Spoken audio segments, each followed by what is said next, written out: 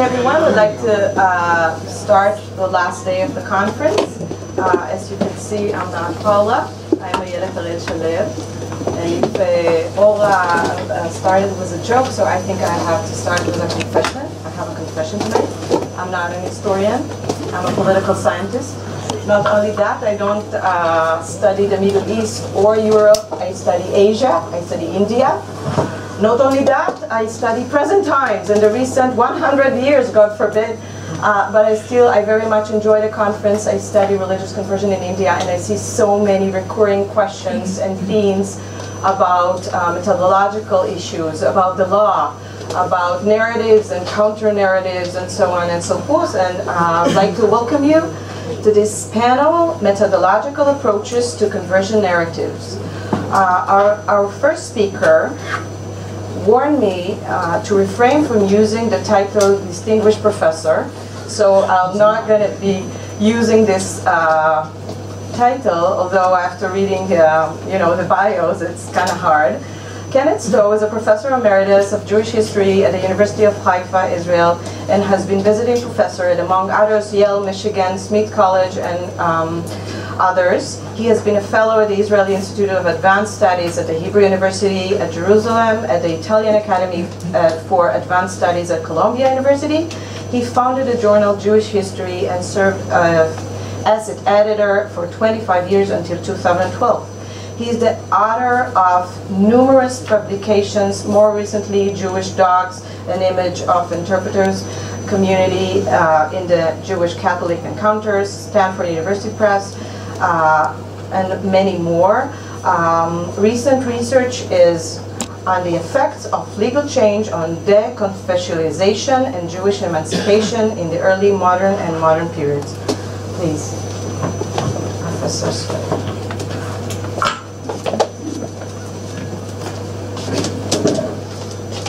Well, now you'll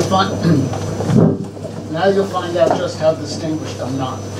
Of course, you're not supposed to tell jokes, so I won't tell one. But if I were going to tell one, it runs like this: a priest and a rabbi, good friends. They travel around together. They have a car accident. The priest's always been trying to convince the rabbi to become a Catholic. And the priest wakes up first, and then he sees the rabbi starting to seemingly cross himself. So when the rabbi wakes up, the priest said, I'm making headway with you. What do you mean headway? I was just checking myself out. My spectacles, my testicles, my wallet, and my cigars. Well, actually, that may really be appropriate. What creates a will or a lack of will to convert, and what are the alternatives?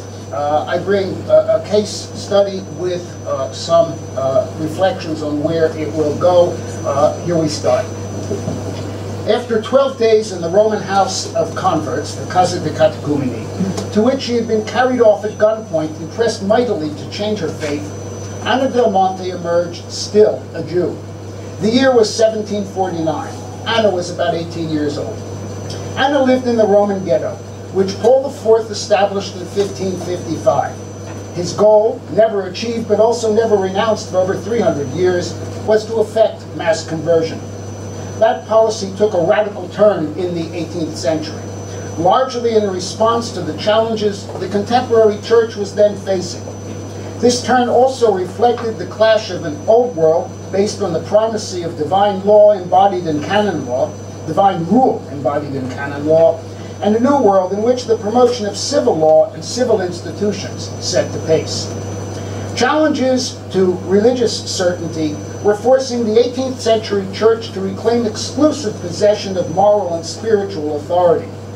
Challenge came also from institutional reforms like those of the Austrian Emperor Joseph II, who strove to suborn the church to the state, most notably by making marriage a civil institution. Thus, Pius VI in 1791 cried out, saying the church was threatened with a colpo mortale, a mortal blow. Against this backdrop, 18th century popes reaffirmed the 16th century drive for Jewish conversion, severely testing Roman Jewry. This testing was made more severe by a parallel papal attack on what was called Jewish odio fidei, hatred of the faith, whose arch expression was said to be ritual murder, and which for the first time popes now sanctioned.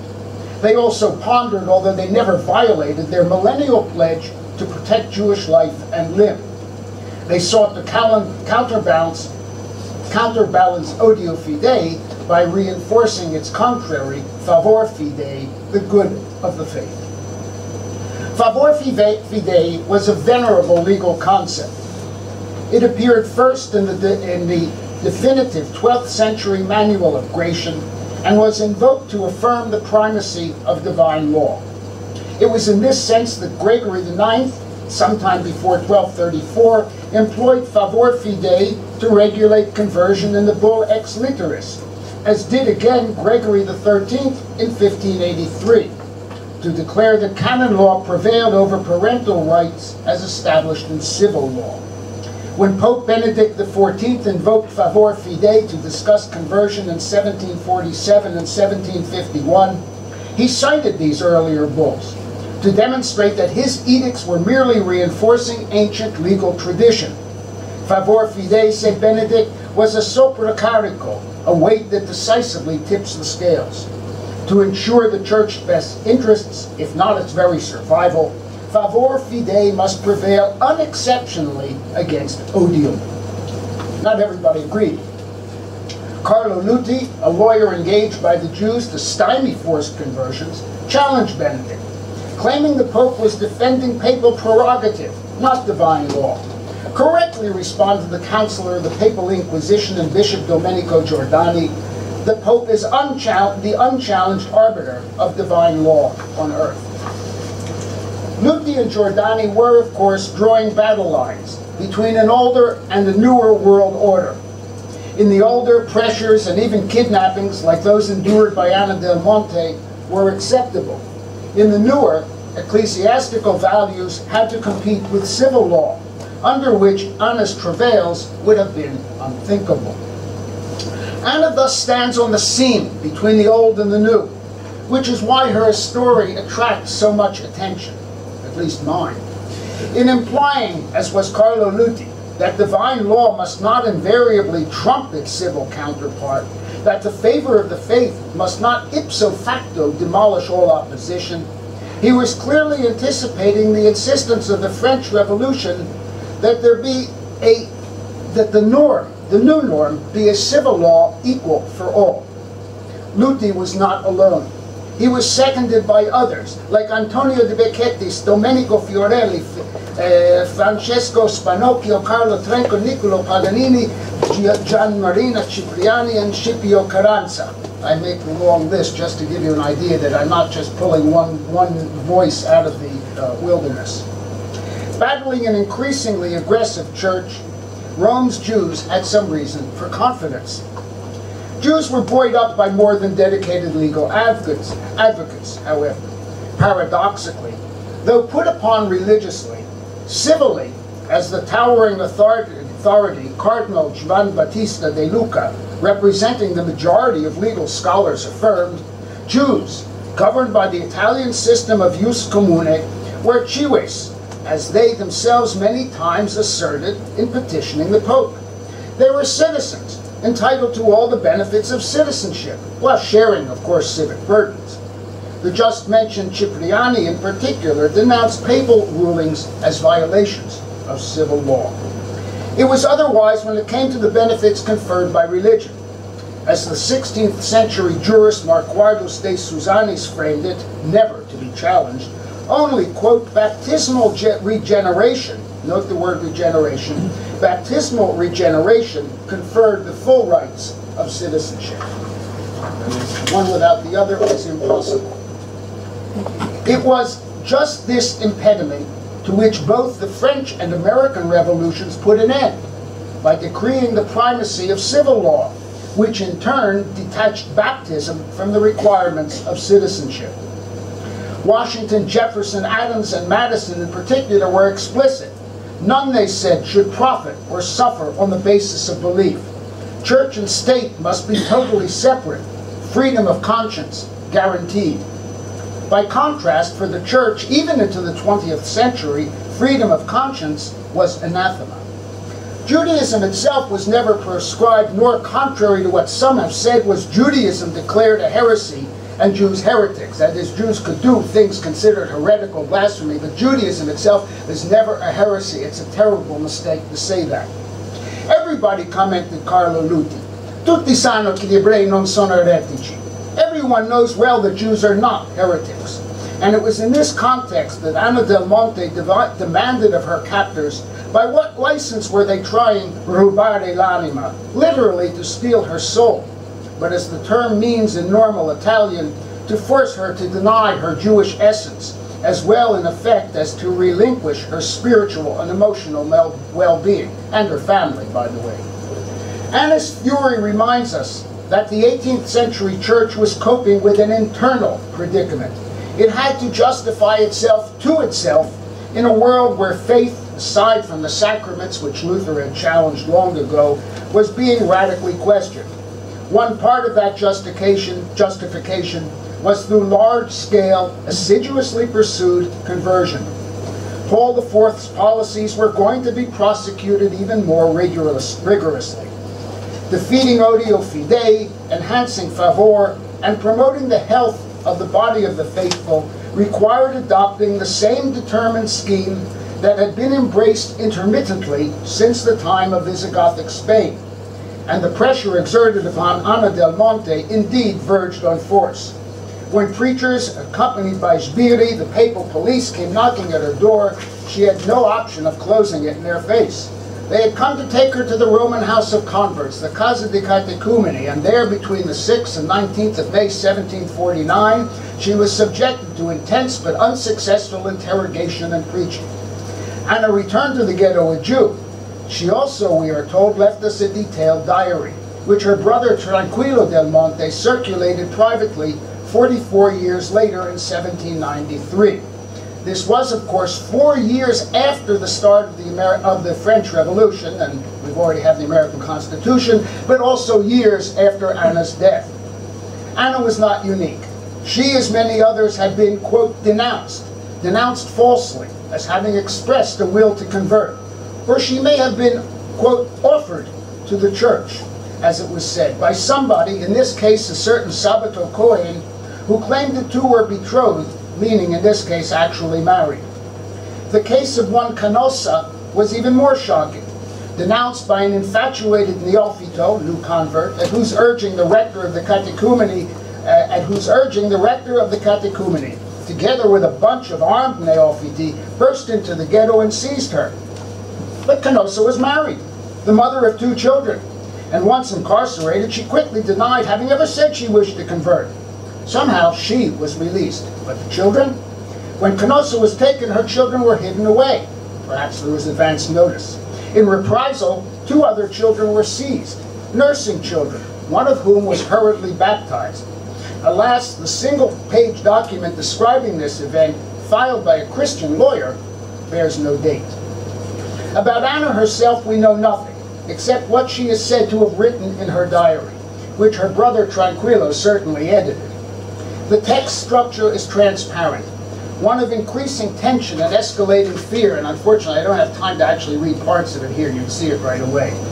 The diary speaks of Anna's temptation, how she almost gave in, and it attacks the adepts of the Casa, painting them as wild, even psychotic.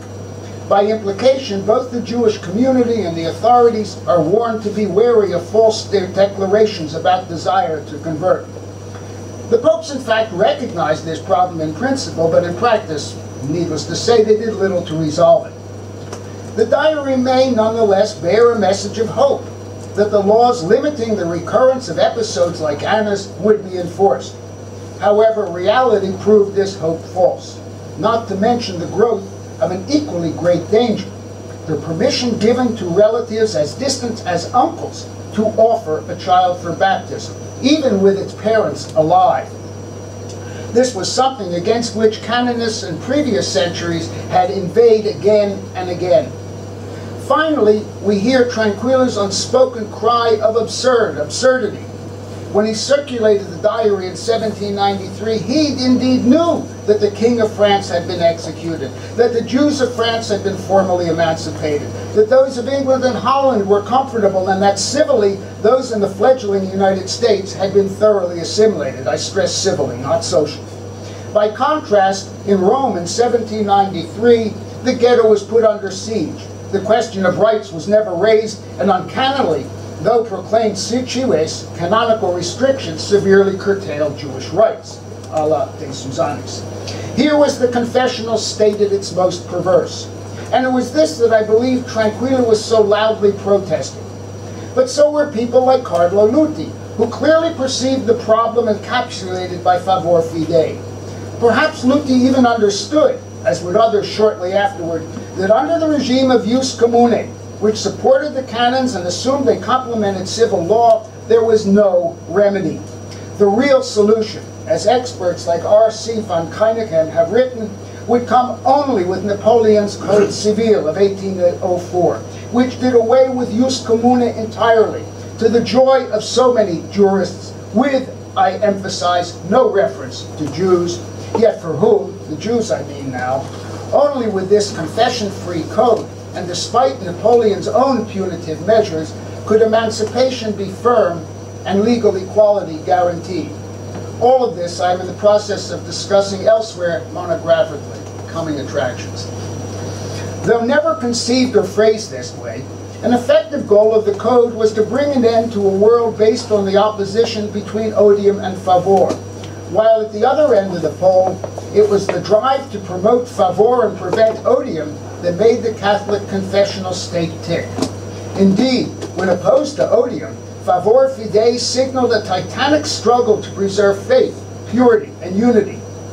Thus, the 15th century commentator Panormi Thomas said that when in the bull Ex Literis, Gregory IX assigned a child to the converted parent, he, the Pope, was acting propter favorem fidei, for the unconverted mother might lead the child to unbelief, infidelitas errorem. Thomas Aquinas agreed, as did the judge Giuseppe Sessa, who in 1716 wrote that when it comes to questions of conversion, the law of the church overrides that of the infidel for the sake, the favor of the faith.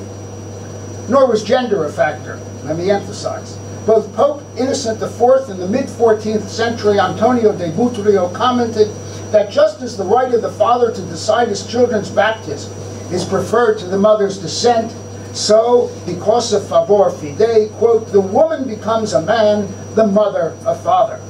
Eventually, converted grandparents, too, were favored. Alleged Jewish odio was feared. The death in Prague in 1694 of Shimon Abiles was deemed a product of such odio. The fate of Shimon Simon, reportedly on the verge of conversion, confirmed the ages-old belief that Jews would murder their young rather than permit their baptism. In Shimon's death, tales of Jews murdering their children during the Crusades had been realized, as the legend of the Jewish boy of Bourges, the story of the Jewish father who threw his son into a furnace rather than have the boy accept baptism, eventually to be saved by the Virgin and transfigured martyrologically. To prevent such crimes, pregnant Jewish women whose fetuses had been offered were enclosed in the Roman Casa di Catecumeni, where their newborns were saved both physically and spiritually through baptism at birth. Should Jewish parents seek to circumvent this fate through abortion, declared infanticide in 1769, it was said, following Duns Scotus, that the fetus, in the manner of the archetypes of this miracle, the innocenti slaughtered by Herod, had been baptized in blood. As put in one instance by the vice-regente of Rome, the one who was really running the city, the mother must be confined until she gives birth, per assicurare il feto e preservarlo delle frodi che possono commettere gli ebrei per privarlo del battesimo, to prevent fraud and save the baby from the terrible things the Jews might do by preventing baptism. There was a tug of war between Jewish attack, odium fidei, and Christian victory, favor fidei. Thus, odium fidei was the term applied universally to explain the death of alleged victims of ritual murder. For instance, by Giuseppe Sessa in speaking of Shimon Abiles. but especially by Benedict XIV in his 1755 bull, Beatus Andreas, beatifying Andreas of Rin alongside other supposed victims killed all in odio fidei. Sessa resolved every obstacle with respect to administering baptism, including by removing children from their parents, by asking whether failing to remove the child created contempt for the faith, odium, in distinction from the favor of the faith that was baptism's fruit. Anxieties about acts done in favor fidei concerned more than the Jews. 18th century popes were obsessed with fears of rationalism and encroachment on ecclesiastical prerogative. The bull Inscrutabile, issued by Pius VI on Christmas Day of 1775, flails out against, quote, plots that are laid against Orthodox religion when the safe re-papal guidance of the sacred canons is rashly despised. Likewise, in 1751, the same Benedict XIV, fulminated against Freemasonry, repeating accusations made by Clement XIII in 1738, including the Masons of inflicting injury on the purity of the Catholic religion. The anger directed at that classical signifier of odium, the Jews, was integral to attempts to extricate the Church from a grander predicament. Jews, symbolizing the whole, would not be allowed through their odium to vanquish the Church. The reciprocity of odium and favor is not accidental, nor is it my invention. Gratian speaks of a spouse who leaves his wife as acting in hatred of the faith, which a commentator calls contempt for the Creator. On the other hand, there are the norms for dissolution of marriage in favor of the faith by authority of the Supreme Pontiff. And this is from 1934, 19, not 17. The joining of odium and favor is consistent, as that doctor of both laws, Roman and Canon Marquardus de Susanis, observed, and who wrote in his book on the Jewish law, that laws of the Jews, that the number of synagogues was limited ad favorem et decorum of the faith. When only one of a married couple converts, the two spouses should be separated. Once he explains the canons were more permissive, but today we do not allow the marriage to continue, since cohabitation between such people leads invariably to contumely, blasphemy, and sin. De Susanis today, however, began at the end of the 12th century. In 1199, Innocent III, worried that a Jewish partner might not revere the honor of the Christian faith, justified dissolving a marriage between a couple in which only one spouse had converted. But he also said, contumelia creatore solvit usurat matrimonium. Contumely to the Creator severs the marital bond in order to promote favor fidei. The unity of Christ in the Church that the marital sacrament embodies is at once protected from damage by way of hatred, odium, yet also defended by eliminating imperfection, favor. This as much as Johannes Teutonicus wrote that during the period when an unconverted spouse was supposedly contemplating baptism, the couple must refrain from sexual intercourse. Otherwise, the Christian partner would be polluted and rendered unfit to receive the Eucharist. Likewise, De Susanis wrote that a child, even forcibly baptized, is not to be returned to its parents, propter favorem fidei Christiani. The same reason applies, excuse me, I'm a very dry speaker. This is not going to work.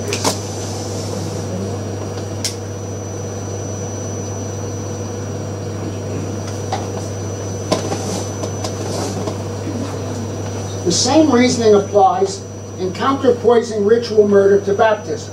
Ritual murder committed in odio fidei, or the prevention of a child from receiving baptism, attacks the purity and unified body of the Corpus Christi. The turning of that child through its murder into a martyr, and that's always what happens, who by definition and common understanding is Eucharistic, and that's the key to the whole thing. Ritual murder victims are all Eucharists, and is also said to be baptized in blood, promotes favor fidei, which means that there's actually a desire for ritual murder to be committed. You need more Eucharistic testimony and martyrological testimony. The logic here was announced in almost these words in the Liber Sextus of Boniface VIII, in the canon In Fide Favorem in the title De Hereticis, where the gloss by Domenico di San Gimignano, 1436, speaking of allowing those otherwise prohibited to testify, says, "The words of those who have behaved wickedly, to the point that they were excommunicated or deemed notorious, those who acted therefore in odio fidei, may be used in the service of faith's favor." You can let a heretic testimony because it's in favor, give testimony because it's in favor of the faith. We may now grasp, and I'm sorry to have inflicted these technical things on you, but it's the only way to prove the point. We may now grasp why the same Pope, who would worry so greatly over acts committed in odio fidei, whether they be ritual murder or the lordship he accused the Jews of Poland of pursuing in the 1751 bull A Quo Primum, would so avidly, if not passionately, pursue favor fidei achieved through baptism. Favor fidei had wider applications too. The term appears in the extensive segments on Jews found in the work of the canonists Antonio Ricciuli and Jacopo Pignatelli. There are two Pignatellis. As a reason why Jews should not hold public office. And it was also used to justify closing down what was left of Jewish banking in Rome in 1682. The tradition was no less venerable in making favor fidei legally decisive. The canons and laws rise up before each other, says the 12th century Summa Coloniensis. But the canons take precedence because of the bone ratione fidei. Did not the Roman Pontifex say that the laws of princes are neither sacred nor to be venerated? Human law is not above the law of God, but beneath it. Domenico de San Gimignano wrote, "For the sake of favor fidei, many laws nullify those of jus commune." In a word, for our needs right now, the good of the faith sets human law aside. In 1747, Benedict XIV applied this standard to the right of patria potestas, the central one which had been discussed for centuries in debates over baptism in vitis parentibus, against parental will, calling it strictly written human law that must fall as a reed before the divine law of favor fidei. Benedict also accepted the argument of Giuseppe Sessa that a grandfather, even a great-grandfather, might oblate, offer a child to the church for baptism. So might the paternal grandmother as well, especially if one parent is dead, but even if both parents are alive. Favor fidei, explained Sessa, amplissimus est. It couldn't be more profound or deep or wide. Indeed, he continued, should one of two relatives related at the same grade wish to offer a child, then the will of the Christian relative, even an in-law, prevails. The powers of legally constituted guardians too would be superseded. For instance, and as happened in fact, in a will that had appointed as joint guardians a Jewish mother and communal leaders. That and more. Sessa, who was not solely an academician, but the Jews' appointed judge in Turin, who normally was attentive to Jewish rights, here seems to throw off all restraints, sanctioning in principle an offering made even by an in-law, as I just said, regardless of the vociferous protests of living Jewish relatives. Nonetheless, and this is the rub, nonetheless, Sessa qualified his definitions. He ended his discussion of the baptism of Jewish children by saying firmly that what the law, the dry law, allows, which was everything, is neither obligatory nor was it always proper. In other words, this is what you can do, but don't do it. Pope Benedict, in letters of 1747 and 51, chose to ignore this critical stricture, which he justified by arguing, as I said near the start, that haec trutenae pars alteri prevale propria illud ponderis quod ex favore religionis eidem accedit. In case the Latin isn't up to that, try the Italian. It's an official one printed right along the Latin. Prevale questa parte della bilancia all'altra per sopra carico. And in Mamalushan, or for some of us, the special weight of favor fidei tips the scales in its favor. A claim to which, as we saw, Carlo Nuti strongly objected by asking what right did the Pope to have rest on the notion of a, in this case, supracarico. He played with a vowel. Nuti was almost certainly intending not simply a weight, but in the technical sense of a superior authority who oversees a particular shipment or something like that for an insurance company. In other words, the Pope is simply doing whatever he wants. Casting aside the Jewish protections under jus commune, which is what the Pope effectively, although perhaps unintentionally, had done, would open the floodgates. One could follow his logic, said Luti, ad infinitum, per proferire lecitamente non solo l'abola, ma tutti quanti congiunti sino al 10° grado, so that any relative, even to the 10th degree, could make an offering. Was the Pope thinking of Sesa? Perhaps. Was Luti thinking of Sesa? What is more, said Luti, Benedict's claim that favor fidei allows him to reinterpret the laws of patria potestas to apply to the Ava, the paternal grandmother, was based on the Pope's erroneous belief that he exercised the papal potestas suprema, supreme power, a delusion that was the product of a medieval world that no longer existed. By claiming and believing the divine law guides his rule, superseding all other corpora of law, the Pope is playing the absolute, even divine right monarch at a time when absolutism was waning. This was also the message, and I begin to reach my conclusion. This was also the message of Tranquillo del Monte.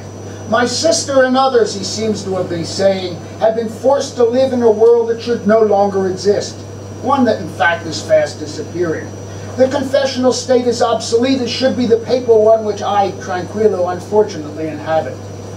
One wonders whether, like Carlo Luti, Tranquillo too was aware of the fatal challenges that not only the confessional state, but jus commune itself were facing, which within decades would succumb to the reorganized law of Napoleon's Code Civil.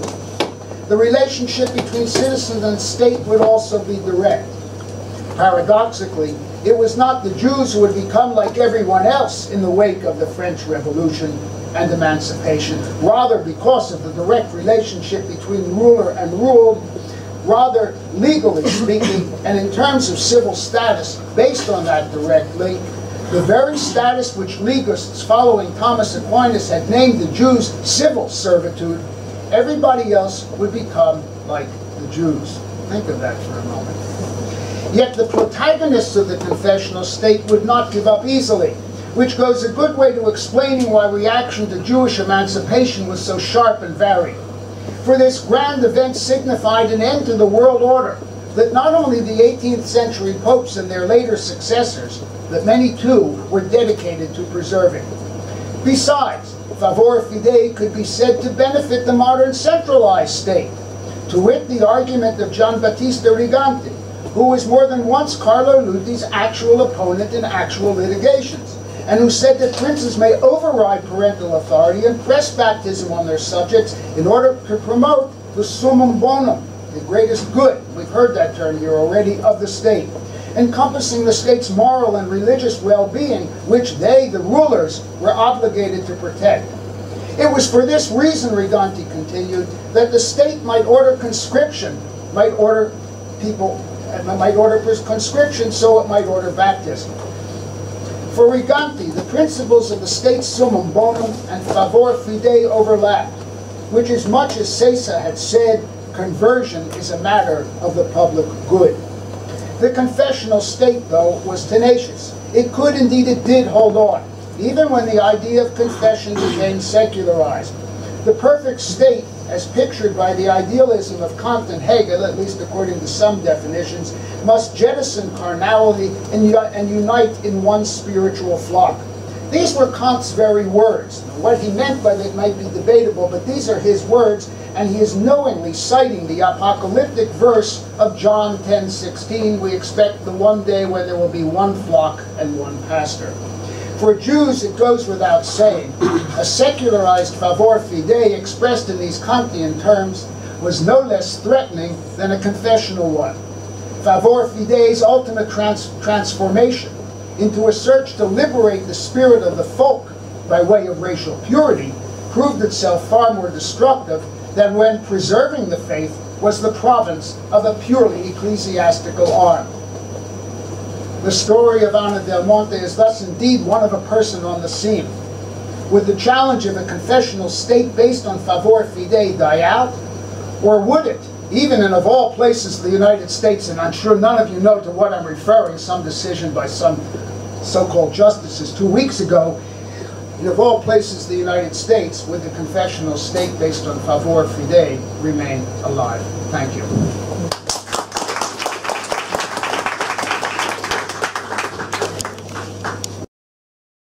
I would now like to introduce our second speaker, Dr. Julia Krivoruchko. She has a distinguished career in teaching classical languages, linguistics, and literature with the work of the Language Tradition Project in Jerusalem, and its leader, Professor Shlomo Morag, sparked her interest in the oral reading transmission of Jewish biblical translation, and the field she has been researching since 1998. In 2001, she was awarded a scholarship by the A. Onassis Public Benefit Foundation to study the culture and language of Greek-speaking Jews.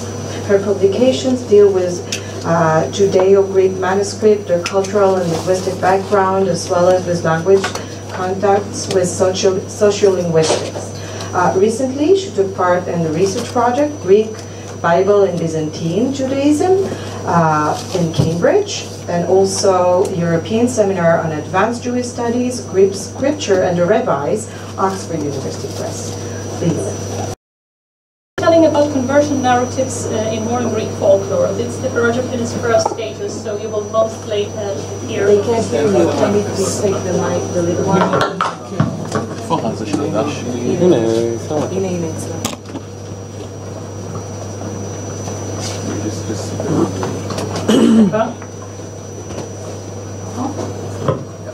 Is it better? Conversion narratives in modern Greek folklore. This is a project on its first stages, so you will be mostly listening to the material rather than conclusions, but of course to the basic analysis made through social linguistics, text linguistics, narratology methodology.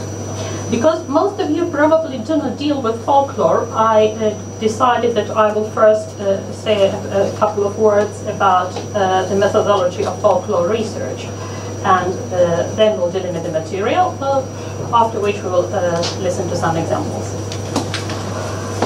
Folklore is created and transmitted by group as opposed to individual. By telling folklore texts, remembering them, listening to them, individuals participate in folklore jointly. Its main form of transmission is oral. This doesn't mean that the folklore creations may not be initially produced as written text or pass through written media on certain stage of their development. Being oral, folklore narratives exist as a system of its variants, every folklore narrative. Each individual performance is in fact a separate version of this narrative. It may be possible to reconstruct the relationship between the versions, their development and geographical spread, so that they can be characterized as more or less recent, central or peripheral. However, since folklore material is often corrupt, partial and recorded by random and prepared individuals, the only scholarly way to research them is by taking into consideration the whole set of the existing data, that is approaching them as a paradigm in linguistic text, in linguistic sense. Hence, in my talk, I will quote from the variety of versions of the same work. Folklore texts are also paradigms in sociological sense, since they contain prescriptions of behavior or descriptions of sanctions to deviance that provide individuals with knowledge about cultural expectations. Individuals can then use this knowledge to act in a manner consistent with cultural expectations and therefore avoid sanctions. Thus, folklore constrains the actions of individual members of a society and can influence patterns of thinking. Collective expression of folklore perpetuates blueprints of normative behavior by expressing shared values of what can be called, or what is called by some theoreticians as thought community. The delimitation of the material to be discussed. Oh, that's what actually I just mentioned, sorry. Yeah. By Greek folklore, I mean the folklore of the predominantly Greek-speaking Orthodox Christians. it is not that I ignore the existence of Greek-speaking Muslims and Jews. Given the relatively large scale of Islamization in various regions of Greece, it's likely that Muslim groups also had folklore that glorifies their religion, conversion to their faith, just as they had, for instance, mirage poems in Greek and various religious literature in Greek. However, because the earlier folkloristics, that is the folkloristics of 19th century, was mainly interested in the core Greek identity, that is in the majority community, the Orthodox community. Greek-speaking Muslims actually were perceived as allies, others. After the exchange of population following the Asia Minor catastrophe, they were moved out of the country and practically disappeared from the horizon of folkloristics. As to Greek-speaking Jews, they were a rather insignificant minority, so it never was a priority to actually record what they created until quite late into the 20th century. As a result, we have not too much material from these groups. To the best of my knowledge, Romaniot Jews, Greek-speaking Jews, didn't have folk narratives about conversion. In what follows, I will confine myself to analyzing the works whose roots do not go below Middle Ages, so I'm not going to discuss anything ancient, with preference to the narratives which still function in modern or early modern period. Geographically, I will be dealing with the texts attributable to the current territory of Greek Republic and Asia Minor. It seemed also expedient to concentrate on poetic genres as the most well-studied. The Greek folk poetry contains numerous mentions of conversion, various types. To the best of my knowledge, there is no folklore text that survived which would deal with the adoption of pagan religion or somebody abandoning pagan worship. So we will deal with the text which describe conversion either from Judaism to Christianity or from Christianity to Judaism, from Christianity to Islam, and vice versa. The conversions from Orthodoxy to Catholicism and vice versa will not be discussed. Again, for the same reason for which I don't go into the Muslim Greek-speaking texts, just for the lack of really reliable material. Any systematic presentation of such large material is in a short talk is a problem in itself. I have decided to divide it by religion and to start with conversions between Christianity and Judaism, which I will try to show in more detail than those relating to Islam, because I would imagine that this audience is more interested in Judaism. But you should be aware that the distinction between the texts describing Christian Jewish interaction and Christian Muslim interaction is far from self-evident. The folklore texts are not stable, therefore you may encounter text in which Turkos, Turk, is replaced with Ovrios, with Jew, and Turkopula with Evreopula, and therefore the only applicable criterion in such cases is really the frequency of these texts, and the ones which are represented in greater number of variants are normally considered to be original. Let's start with Judaism. The bibliography on the topics of conversion as presented in Greek folk poetry is really very poor. It's a couple of items, but just in case that somebody of you had read them, I feel obliged to clear this field and to start with a rather negative statement that whatever supposedly in the bibliography refers to conversion, in fact does not. In the mid-19th, a British researcher claimed that the famous song, which is known as Tragoudi tu Vivante, the Song of Vivante, refers to the conversion of Rachel Vivante.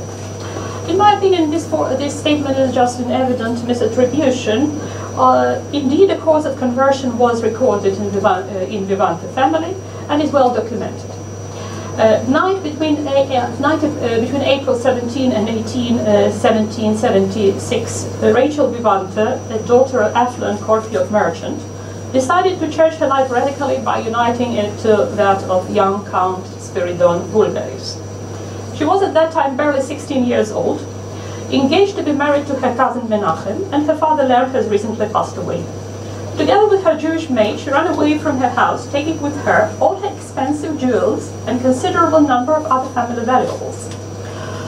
Went to the church of Andigunotisa, where she was escorted by some armed men who protected her also during the subsequent procedure. She was asked whether she wants to become a Christian and what kind of Christian she wants to become. She wasn't quite sure about the answer. But then it was decided that she will become Orthodox and duly married to the Count Vulgaris. The family was shocked, as it is understandable, and tried to engage all their quite many connections with Venetian authorities and rich Christian families of the island in order to get their daughter back. They stated that she was forced to convert and that this was a conversion under duress, therefore it should be revoked. Both the girl and the young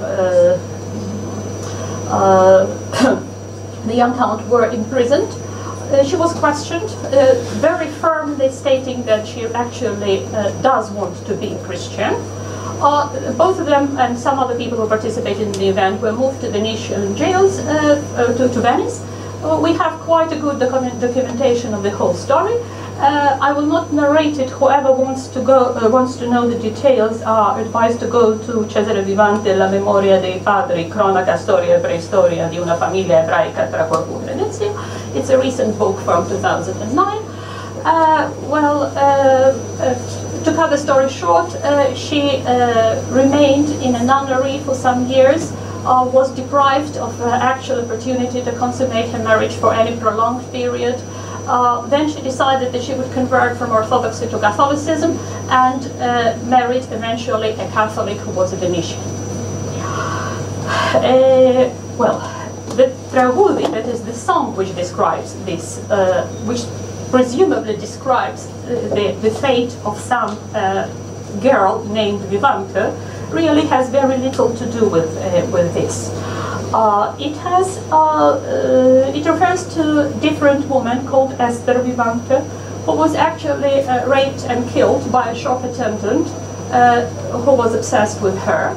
He was a Jew, and he subsequently put end to his life. The song of Vivante is full of rather extreme and violent erotic scenes, which are quite uncommon for folklore and for romantic ballads as a genre. It has a learned literary strophic structure, and it is very unlikely that it was ever transmitted orally for a prolonged period of time, if at all. I'm tempted to hypothesize that it might be a Greek version of a Judo-Italian song, Canzone di Vivante, but I had not checked the Italian text yet, and I cannot confirm that. Anyway, it's absolutely irrelevant for today's topic. I'm passing to my second example, which is well known under as Evreo Pula, that is the Jewish girl, young girl, or Jewish maid, as some translate. It is known in numerous versions from bibliography, which however doesn't do justice to the material, because now when the YouTube exists, you can find numerous audio and video versions which do not correspond to any of the texts published. The published texts have been collected from continental Greece, north and central, Kastoria, Kalabalka, Asia Minor, with slightly different variants from Constantinople, Prusa, Poloniada, and Smyrni, the Aegean Islands, mostly Dodekanissos, and Crete. Currently, the song may be safely characterized as a common Greek, having spread all over the Greek-speaking area. It's quite commonly performed on weddings, can be danced to various melodies, as Kalamatianos, as Kersilamas, according to the region. I would like to show you an example, if you don't mind, so that you will get some idea about what it looks like. Oh no.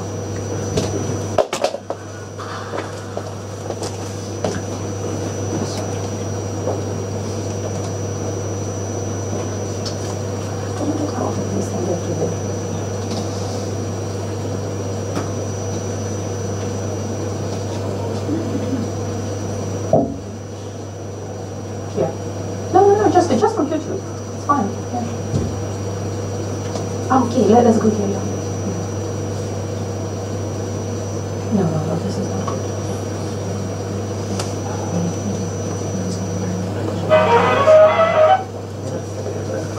בסדר, זה לא צריך, כי זה רק אודיו.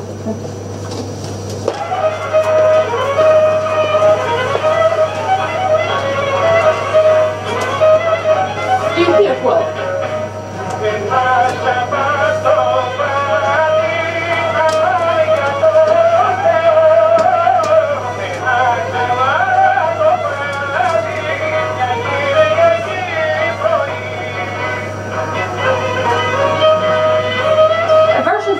Dancing, as you may understand from the melody. Yeah?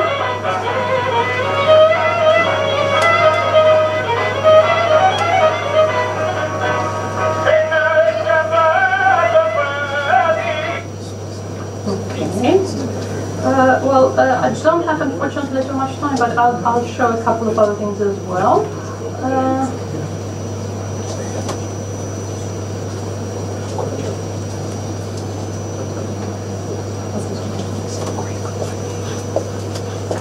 Used to be possible.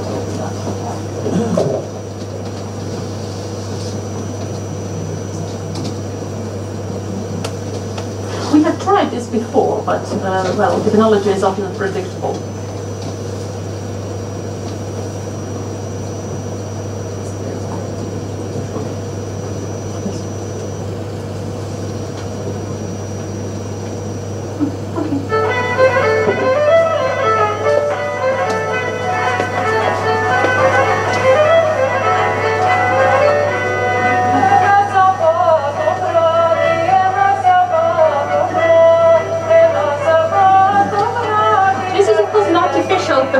But it indicates something which can actually be seen on the weddings. The style of dancing is that of Aegean Islands.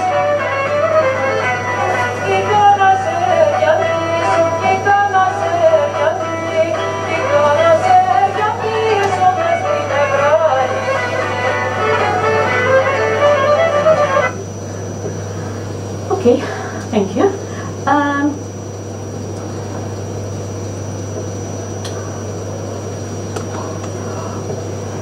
The main points of the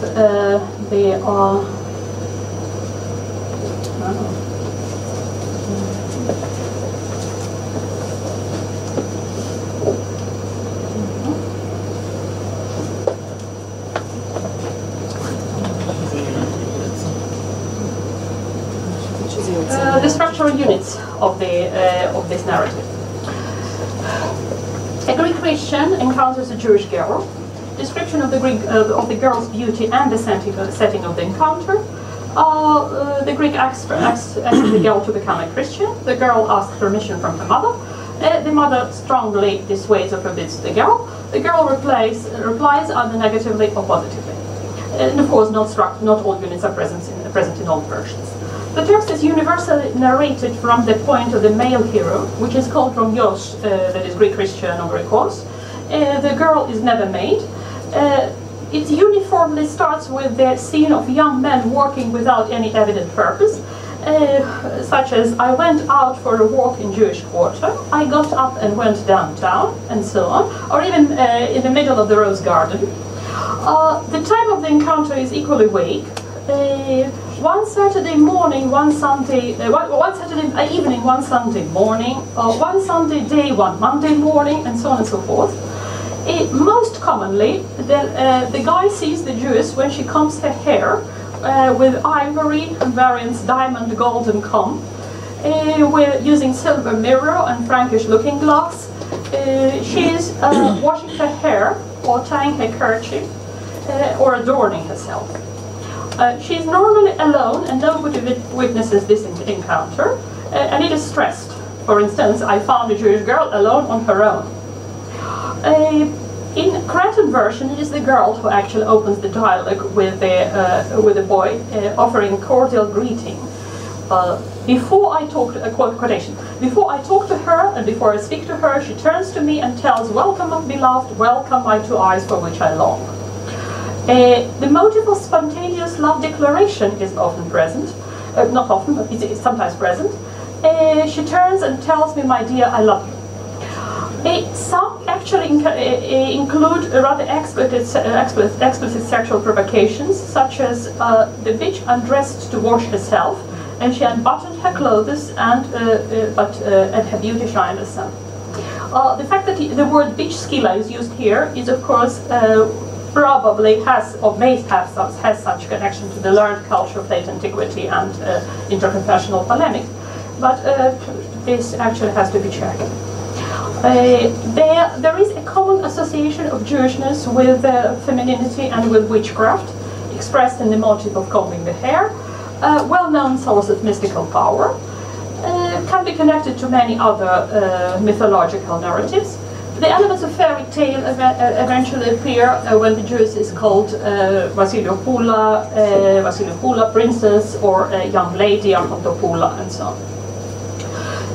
In most versions, the dialogue starts in medias res with the guy's offer, "Oh, young Jewish girl, become Christian. Wash yourself on Saturday, change your clothes on Sunday, and take Eucharist of Christ on Lamprey." Remarkably, she's encouraged to adopt behavioral patterns rather than beliefs, and actually to make a very slight change from what she is doing now. She's just supposed to do it on the other day, which is not a big deal, really. The major lure is also to take part in the celebration, the complex and sophisticated celebration, which is an ultimate enjoyment of the Orthodox year, Easter, which is called Lamprey, that is the shining day. Type of positive encouragement. There is no actual wording of marriage proposal. One has to conclude about the intentions of the speaker from the above text, marriage proposal by implication. The girl generally doesn't dare to take crucial decision on her own. Looks for her mother's advice. It is unclear whether she is going to take it into consideration, because she addresses it rather in a performative way, so that she will see what her mother will tell her. The question to the mother is inevitably formulated in third person. The Greek wants me to become a Christian. That is, without any mention of the girl's own attitude. There are narrations, that is, the ones in which she discusses it further. He wants, in order to marry me, that I'll become a Christian, is again present the whole situation from the viewpoint of Greek. The answer of mother is laconic, and indeed of almost aphoristic quality.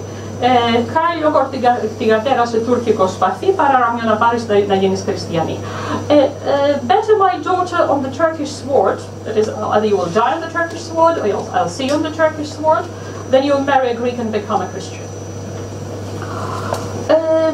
The Cretan version, in the Cretan version, the mother is even reluctant to repeat this sacrilegious offer, and the wording is actually dangerously similar to curse. She says, "Better the Turkish sword divorce you, my daughter, than you re-utter the words which you have uttered." Many versions end on this point. The outcomes may be either positive or negative. In some cases, the girl, in the first person, instructs the Greek to wait for her. "My Romios, I'll go to adorn myself." Note that this again the golden jewelry which she's supposed to put on herself in an attempt to somehow safeguard her future, whatever the outcome may be. And then I will be crowned to you. Crowned, Nastefanotho, is an important part of Christian wedding liturgy, which was also used and known to Romanian Jews. already Middle Ages. A dialogue between the mother and daughter is rare, and if it happens, the daughter actually shows that she's completely indifferent to whatever might eventually happen to her family. For instance, mother talking, don't you have mercy on your two brothers? Presumably leaving them with a stained reputation. Will you leave me in deep sorrow? And the girl replies, oh yes, I don't have any mercy on my brothers, and I am, yes, I will leave you in deep sorrow.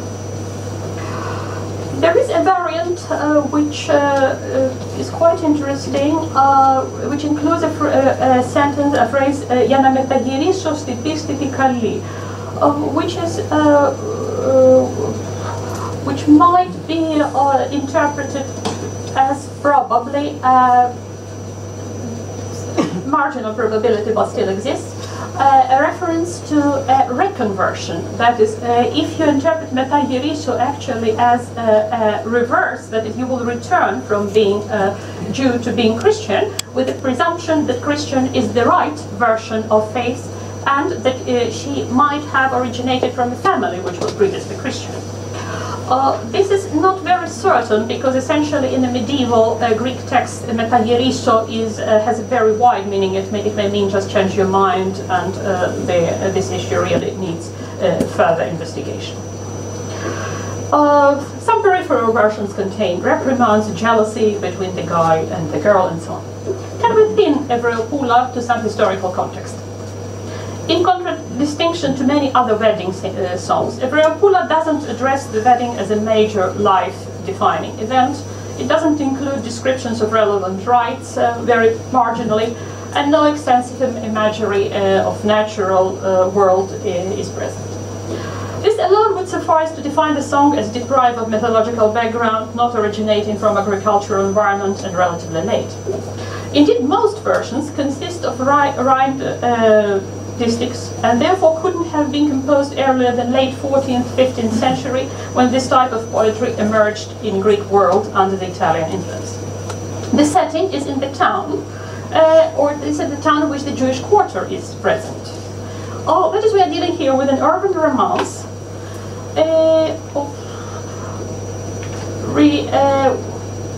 which portrays a Jewish mother as very strongly objecting the marriage of her daughter. In fact, from the same period or later, we have a wealth of material drawn from Venetian archives, published by Mavromatis, Kotlamanis, and others, which present testaments explicitly mentioning that you will receive no inheritance from your parents if you marry a Christian. That is the situation, is pretty typical. I'm going now to pass through another example, which is the conversion as a result of the war. In my opinion, it is strongly influenced by texts taken from Christian learned hagiographical literature, but I'll still want to narrate it. It is known as the text, the song about the Jewish trader, or a song about the Jewish seafarer. The ship is found in the middle of the sea, and the storm begins.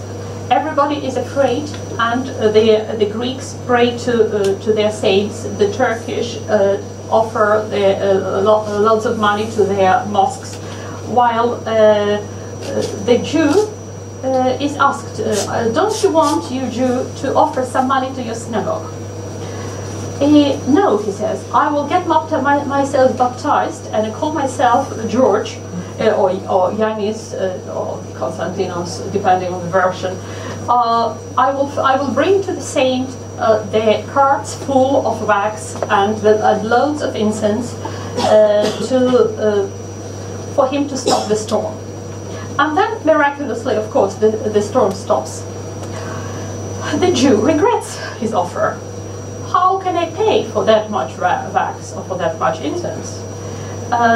It is difficult to bring that much oil to the church.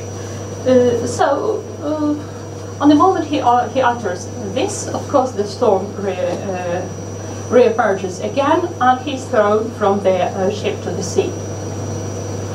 There are relatively few variants of this narrative, and it has completely disappeared from current usage, mostly known only to specialists.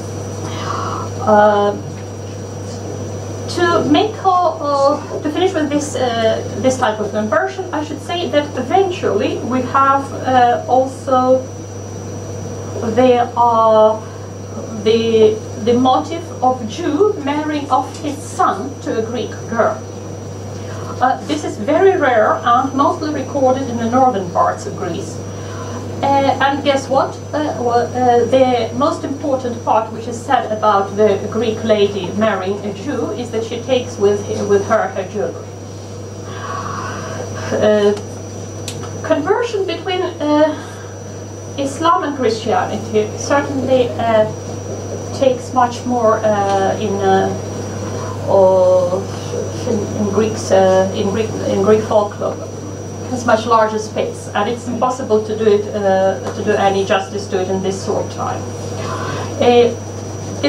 I cannot actually avoid mentioning the Genisa Caritas, which is a medieval epic, surviving in several acritic songs. If I have so few minutes, I'll probably. You have 3 minutes. I'll skip with Holster in 3 minutes. Okay.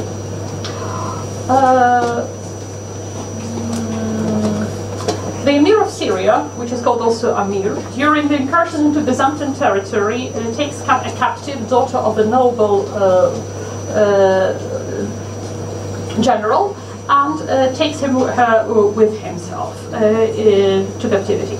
Then he becomes a Christian.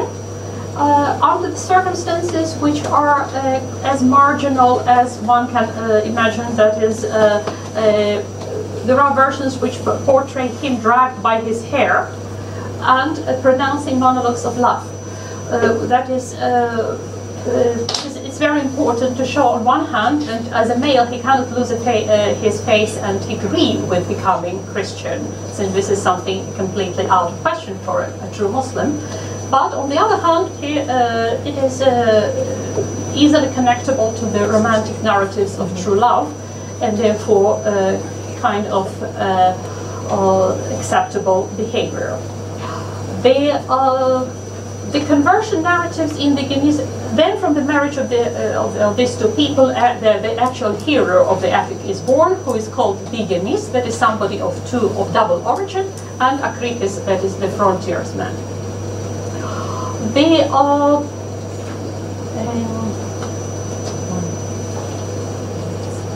no conclusions. Okay, so in literary versions, it is very often shown as a package deal. That is, I move with you to Byzantium, and I will acquire a new motherland. That is, the marriage and the conversion are actually completely secondary to other decisions which were taken on material grounds. If I'm permitted only for a couple of minutes, then I will tell a joke that what everybody does. Because I think that this joke actually summarizes quite well the material which you can gain from folklore. So 3 Jews meet, and 3 Jews which were baptized Christians meet, and each of them ask the other, how it happened that you also have converted? The first says, I have understood that I can get more money and have better career if I will baptize. The second says, I'm in love with Shiksa, I fall in love with Shiksa, and she was so beautiful that I finally converted. And the third said, I had a revelation of the Christ as my personal savior. And the Jews, of course, answered, tell it to your Polish friends. That is the point. That most conversions, which are described in folklore material, verge between, they are half violent, but they also are always connected with marriage.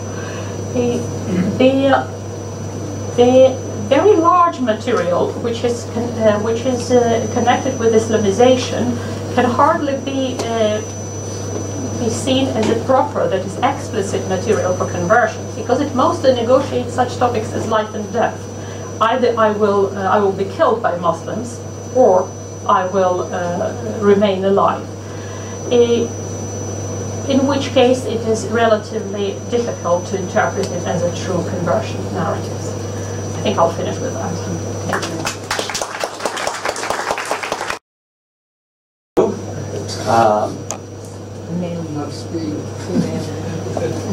Let me get these.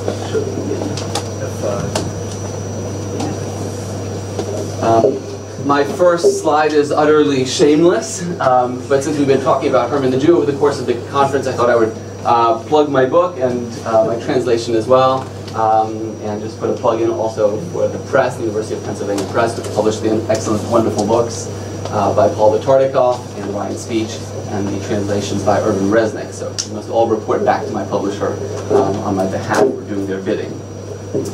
I'll begin. Two questions are implicit in the title of my talk, not one. First, did the disputations that are known to have occurred between Christians and Jews serve to provoke or stimulate conversion to Christianity? And second, did polemical texts that take the literary form of a disputation function as sources, that is to say, as instructional guidebooks, in later attempts to convert Jews using rational and more argumentative methods? I plan to offer different and indeed opposite answers to these two questions. But in order to establish this distinction, it is first necessary to remind ourselves what we mean by disputation. The term is more slippery than we might imagine. And under what literary, pedagogical, and performative conditions disputations take shape, and finally how those conditions impact Christian strategies of conversion. I will focus my attention on the High Middle Ages in Western Europe, which is when disputation becomes what I call a normative cultural practice in medieval life. But I'd like to begin by stressing that in an important sense, the history of disputation has no formal beginning, since it is quite simply as ancient as civilization itself. In fact, according to the latest theories in the cognitive sciences, the proclivity for debate is so embedded in the human condition that it may actually result from the innate operations of the human mind. Certainly, the ancient world was one in which oral debate and philosophical inquiry went hand in hand. Plato knew well that a skillfully crafted dialogue could express what mere lecture notes could not.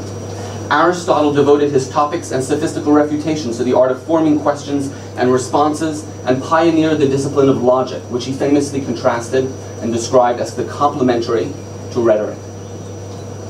In the legal courts of late Republican Rome, Cicero perfected an art of discourse in utramque partem on both sides of the issue that became a basic element in Roman and later legal theory. Early Christians adopted the rhetoric of oral debate for their own purposes. The New Testament describes Jesus disputing with the elders in the temple, Luke chapter 2, and Paul disputing with the Jews, Acts 17 to 18. Examples that would be deeply influential to the medieval attitude toward Jews and become popular in later medieval and Renaissance iconography. A healthy amount of ink has been spilled by scholars over whether Justin Martyr's 2nd century dialogue with Trypho was based on an actual encounter or not.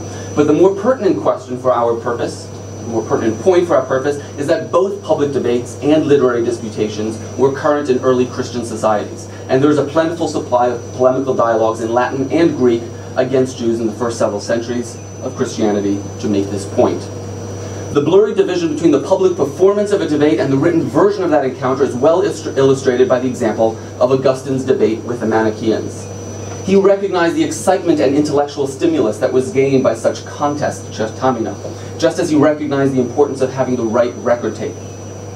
Augustine's enjoyment of the challenges has often been dismissed as attributable to his youthful enthusiasm. But his debates in Hippo against Fortunatus, Faustus, and Felix required careful preparation and regard for his audience. In view of the tendency of Christians to resort to scriptural and patristic proof texts, it is interesting to find that Augustine claiming that the audience of his debate with Fortunatus in 392 demanded rational arguments, not lists of scriptural precedents. The relationship between such actual debates and Christian polemical refutations of Manichaeans is complex, involving questions both of the types of argument and the content, but it certainly existed. Both real and literary debates drew on the same background of expectation, even if not always to the same degree or in the same way.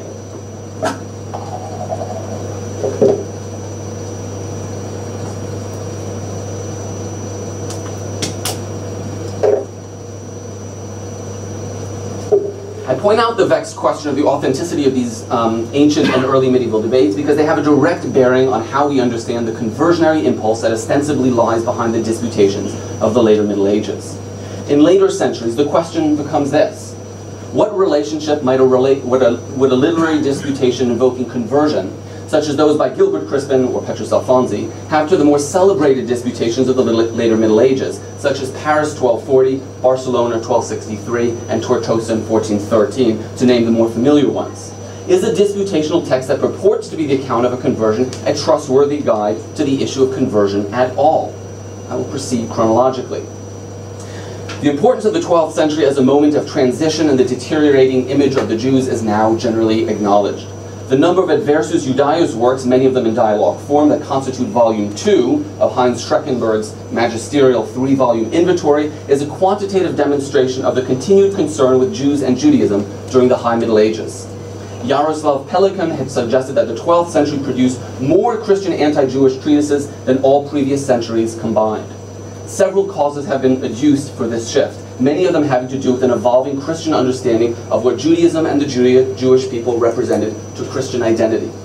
The emphasis on reason, ratio, within Christian argumentation, the perceived irrationality of Jewish disbelief in Jesus and the Messiah, the accusation of Jewish literalness and the interpretation of the Bible, and the gradual awareness of and attack on the existence of post-biblical Jewish literature, such as the Talmud, were among the chief intellectual motives driving the increasingly aggressive attitude of Christian theologians.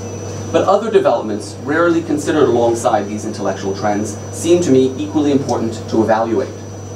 The rise of liturgical drama over the course of the 12th century provided a new venue for staging debates between Christians and Jews. The Anglo-Norman Mystery of Adam play of the 12th century, of the later 12th century for instance, has the distinction of being the first of the religious dramas in France to be enacted outside the precincts of the church and the first to employ the vernacular exclusively in its dialogue.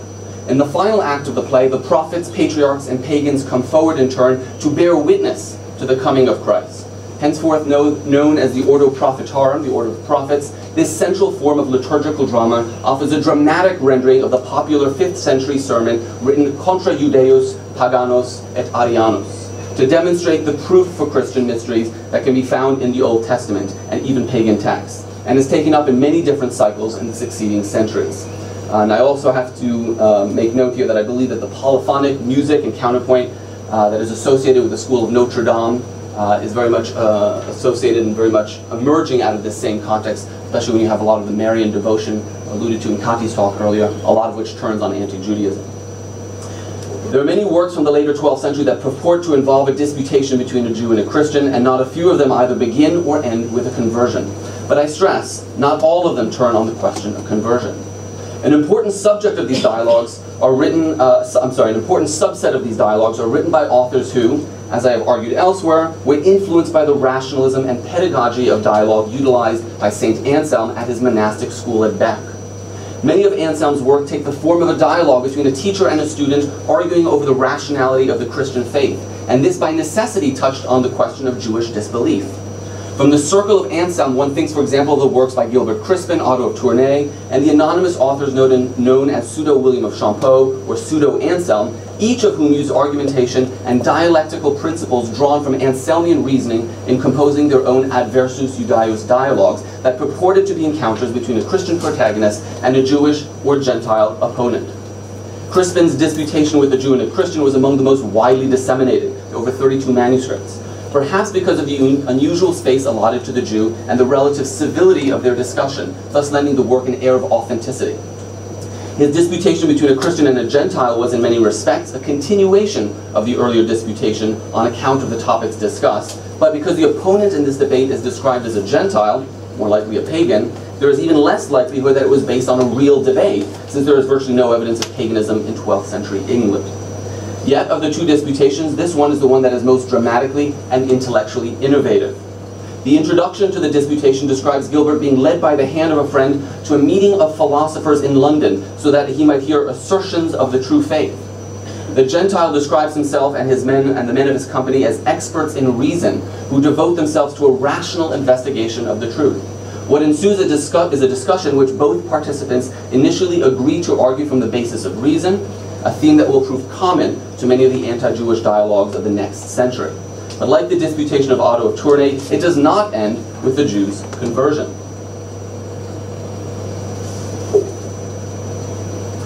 The anti-Jewish dialogue genre is given a more scientific dimension, as well as some important substantive additions by Petrus Alfonsi, the Iberian Jew who converted to Christianity in the Aragonese town of Huesca in about 1106 before emigrating first to England and then to France.